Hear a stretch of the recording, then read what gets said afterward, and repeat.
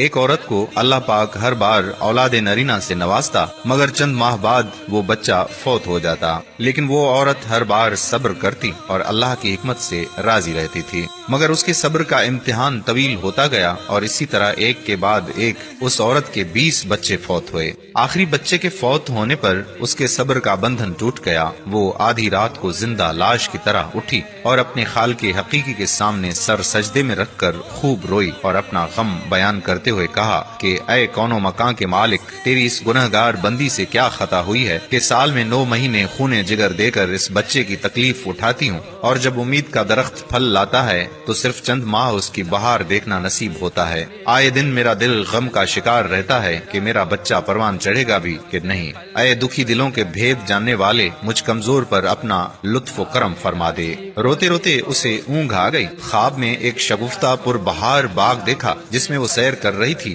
کہ سونے چاندی کی اینٹوں سے بنا ایک محل نظر آیا جس کے اوپر اس عورت کا نام لکھا ہوا تھا۔ باغات اور تجلیات دیکھ کر وہ عورت خوشی سے بے خود ہو گئی۔ محل کے اندر جا کر دیکھا تو اس میں ہر طرح کی نعمتیں موجود تھیں اور اس کے تمام بچے بھی اسی محل میں موجود تھے جو اسے وہاں دیکھ کے خوشی سے جھوم اٹھے تھے۔ پھر اس عورت نے ایک غیبی آواز سنی کہ تو نے اپنے بچوں کے مرنے پر جو صبر کیا تھا یہ اس کا اجر ہے۔ خوشی کی اس لہر سے اس کی آنکھ کھل گئی۔ جب وہ خواب سے بیدار ہوئی تو اس کا سارا ملال جاتا رہا اور اس نے بھیگی ہوئی آنکھوں سے عرض کیا، یا الہ العالمین، اب اگر تو اس سے بھی زیادہ میرا خون بہا دے تو میں راضی ہوں۔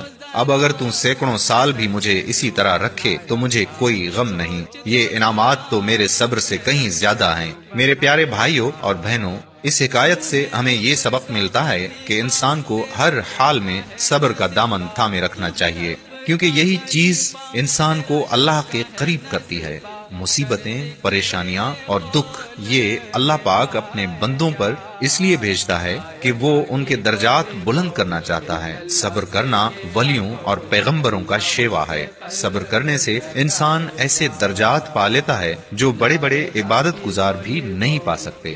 دوستو، یہ حکایت حضرت مولانا جلال الدین روم